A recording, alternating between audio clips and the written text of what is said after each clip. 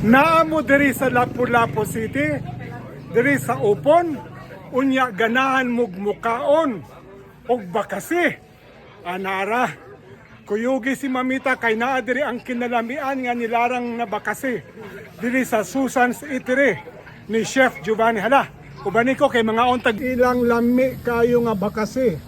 Diri ho si Chef Giovanni o si Ma'am Susan. Mo na Susan's Eatery, Ma'am Susan. Maunay diri. Sige mo pangutana. Ang lami ang bakasi diri sa Susan's Eatery. Hala, ubani si Mamita kay mga unta niya magkisi-kisi dayon paguman ha. Pero yung nila pampautog man kuno ni comment below kung giutgan ba mo. Inighuman yung kaon sa bakasi kay ako wa man. Virgin manggod ko kay baw anak ni ay. So inosente kay ko na sa pangitabo. Ala sige kamo. Kung giutgan mo comment below. Take note, 6:30 pa lang, kadaghan na aning sudan diri nga makita ninyo sa Susan's Eatery. Oh, daghan oh. Mga lutong bahay. Na, si Ma'am Susan to, si Chef Giovanni. Hello. Naa sa likod. Napay mga sinugba. Ana, way kontraan na sa sakit. Diri ni sa Susan's Eatery. Nara. Ang lami ang bakasi. Oh. Na nagkisi-kisi pa. Nara. Kalami aning bakasi. Diri ni ha sa Susan's Eatery ni Chef Giovanni. Ang lamiang bakasi nga matudpan kadaghanan ni sulti nga pampautog daw ni. Tinuod ba ka ni? Pag-comment below mo kung hinugkuman yung kaon. Tinuuray ba yun nga giutgan mo? Kay wala gid ko kay bawaan. Inosente ko. Ako lang gi-share ang ako nahibawaan ug nadunggan diri sa social media nga kani daw ang pautog. Ayaw ko ninyo ibasyo ka virgin.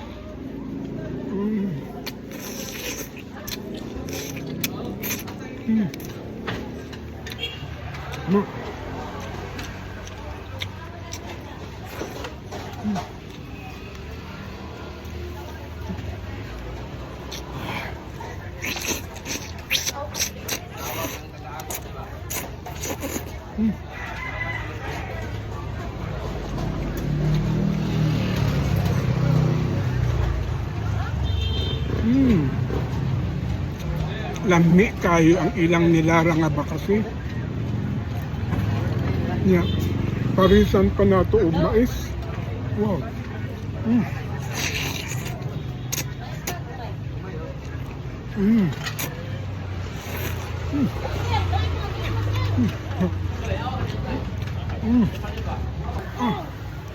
Ngayon. Awa oh. Naaman ni siya bukog. Pero kay baby ill pa siya. Nipis pa kayo siya og bukog. Nga ang baba ni Mamita mura naman gud ning imbornal.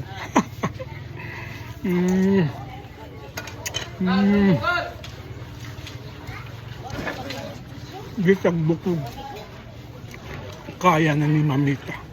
Kaunon. Di pa. Kalama.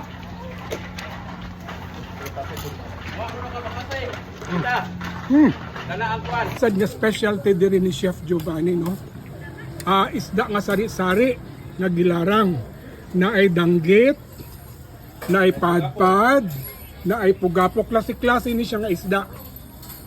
Oh, nga tapad ang ako paborito nga bakasi. Ang pangutana ani kung pampautob bani wa gyud ko kay bawaan na lagi gyud basang ako lami gyud kay ni mga isda dili kay mga labas kayo ha. Isda sari-sari og ang bakasi. Dapoy nilatan. Nilagang tiil sa baboy. Mamaluto. Daghan mapilian diri ha sa Susan's Eatery. Ay.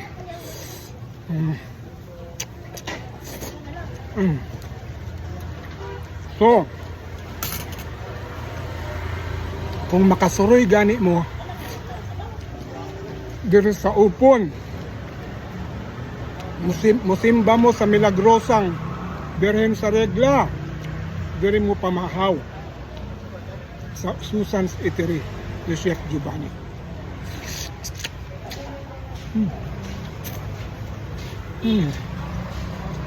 Way makalupig sa kalami ng bakasi. May tayo! Mikisi ng bayot! Morning! Na-amaze gyud ko. Just imagine in less than 1 day, nakagarner siya og 150,000 views. There is usa ka simple kay nga kananan, ang Boyak's Karinderya. First time na ako nakaani diri, yes, was it the other day? I never thought nga inana giday kalami ang ilang pagkaon, no? And this is already an institution. There is sa Lapu-Lapu City. Kibasa na ako sa ang mga comments, no? Sa mga 150,000 viewers in less than 1 day. Pulos gyud commendation, pulos gyud appreciation, pulos gyud pagdayeg sa kalami ng ilang pagkaon. So ako, I came back here. Dirini sa Umpad Street, sa Upon, Lapu-Lapu City. It is an institution sa food business, ang Boyak's. Kita mo anang mga sakyanan, oh. Galinya, gapaabot, or perhaps nangaon na ni sila dire. Sa kadagan. Look at this.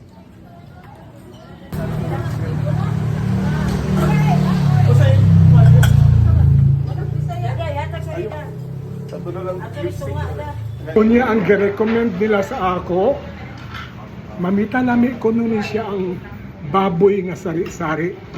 Ilawan nato niya, baboy na sari-sari. O kanit ata, beef. Naani siya beef. And very healthy. Manok na Bisaya. Dili na ta kinahanglan mo atog dumanhog. Diri na, mga kaunata. Sabaw pa lang suda na. Salangit. Na manok na Bisaya. Diri niya sa Boyak's Karinderya in Upon, Lapu-Lapu City. This is truly a gastronomic treat, a gastronomic delight. Kay lamian gyud garantisado ang ato kanon karon. Pamahaw sayo sa kabuntagon. Galing niya. Galing niya ang mga tao. Good morning. Galing niya ang mga tao. Galing niya. Hindi maglayang malami ka yung pagkaon niya. Abi-abihon pa ang gapang-serve. Hello! Ma'am! Kung saan kasulti niyo sa pagkaon diri sa Boyak's Karinderya? Mutilaw pa, sir. Mutilaw pa mo, first time ninyo? tungod din mo. Tungod sa ako. Dagang salamat. Salamat. Garantisado po. Kung saan kasulti niyo sa pagkaon diri sa Boyak's Karinderya? Lami kayo. Lami kayo. Okay kayo. Garantisado niya. Magkita ang tagbalik diri ha. Sige. Kadadlaw jud ka. Ako kay Cebu City man ko. Bitag sa usa ka semana, kausa na. Mamita lakwat sarap po. Mamita. Opo. Mao ni ang maayo kayo nag-smile sa ako akatong first time na ako. Ma'am, salamat kayo, ma'am. Salamat. Ma'am, kung sa'y kasultin mo sa pagkaon diri sa Boyak's Karinderya. Namit kayo. Namit gid? Balik kami dire. Ay, kanamo. Basta ari kami Cebu. Ay, Ilonggo man ikaw, subong? Ako may Ilonggo man ko. Kasi namita lakwat sera po. Sige. Kanamit, ano nagustuhan mo nga pagkaon diri? Ang atong sagok-tok na larang. Ano Ay! tawag na siya? Sige, sir, ang sa may kasulti sa pagkaon diri sa Boyak's Karinderya. Dagang salamat niya, ang presyo very affordable, no? Mao na bantayan nato, okay? Sir, kung sa mga nakasulti natin sa pagkaon sa Boyak's Karinderya. Uy, nag-date sila. Mayong buntag, sorry, nakadisturbo ko, ha? Sige. Ako, dili naman gid unta ko mukaon og rice. Pero unsaon nimo mubalibad ka nga kadaghanan ni comment ka kaning lamni gid kuno kay nilang inang baboy nga sari-sari daw. I think mo nag-ulo man siguro ni siya sa baboy. Kanis niya. Ulo sa baboy tingali ni. Katong first time ko ni ani dire, mauning gilinyahan dire. Nya kay bawo na ka medyo galikay bay atag baboy pero I want to try. Kay siyempre ma-curious nga no gilinyahan man ni dire be. Sa Boyax ka rin dire. And according to ma'am, I should try this one. Kay lami daw kuno kaayo. Tilawan ni nato. Tilawan ni nato ha. Mauni siya ma'am. Sir, ma'am ha. Mauni siya katong baboy nga sari-sari. Ha? Tilawan ni nato. Dari ni sa Boyax Karinderya. Hello! Hello. Ilongga, gwapa gid. Ay, Gwapa. Pagka, paras mami Ilongga, pulos gwapa. Samod ka mo gwapa kung dirita mo kaong sa Boyax Karinderya. Sige, thank you. Gusto ka mo shout out? Kasi mo gusto i-greet. Shout out na, taga-Sagay. Sagay, Negros, no? Mga taga-Sagay, maayong adlaw diya subong. Maayong adlaw. Kalami ani. Hinahinay lang mukaon ha, kay tigulang na ba si Mamita, mutilaw lang ta ani. Nganong gikagubta ni, nganong gilinyahan man gyud ni. Be.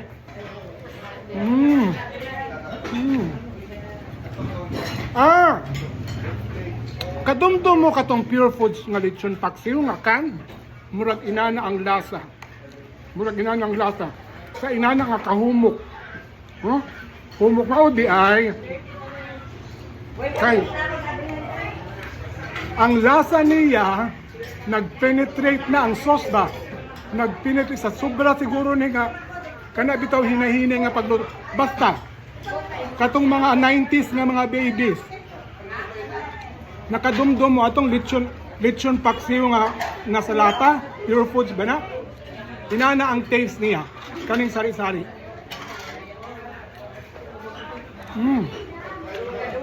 Wow. Mauning pagkauna guba ang diet. Guba din ang diet nato ani.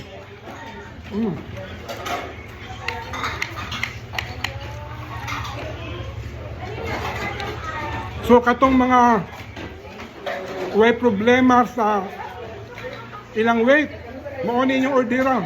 Pero pinami kayo parisan pag mais. No wonder nga gilinyahan dahil ni ayaw kalimot ha. Kaning gulay sari-sari na ulo sa baboy. Rap. Sobra.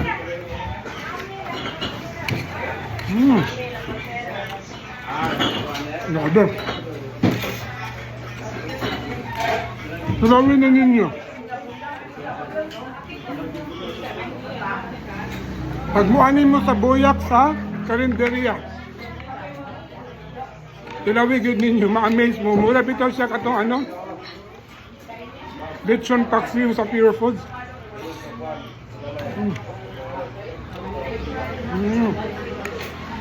Sarap. Pakaguba na diet.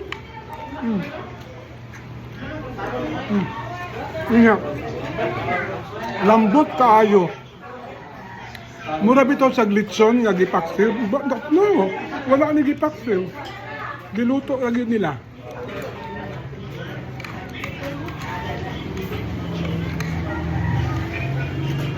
Murag humba ba?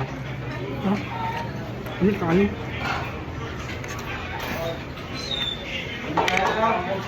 Dili tamis.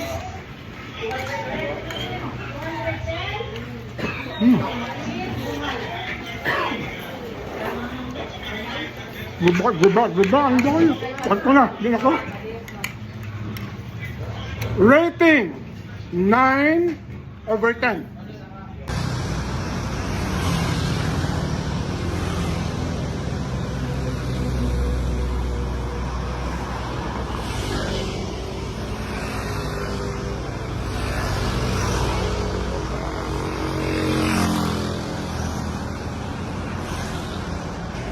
You know what, mga kalakwatsera?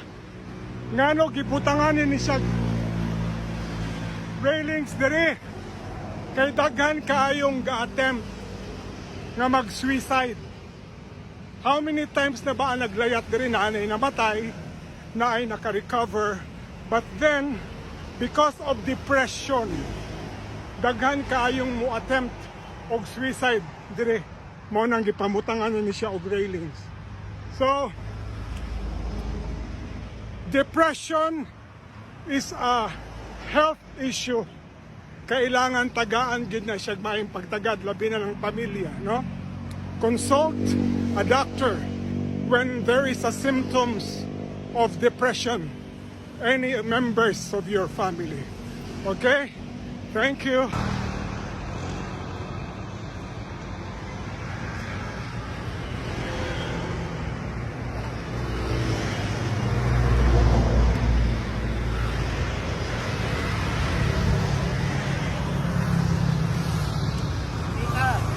Another 12 kilometers for today. Crossing Marcelo Fernand Bridge with a length of more than, hello, good morning, sir, more than 3 kilometers connecting Mandawi City, the municipality of Consolacion, Cebu City, of course, to Lapu-Lapu City, municipality of Cordova, and Mactan Island. 12 kilometers for today. Yan ang tinatawag niyong baklang tigulang na bayan. Here, enjoying life while you simply watch it. Have a good day.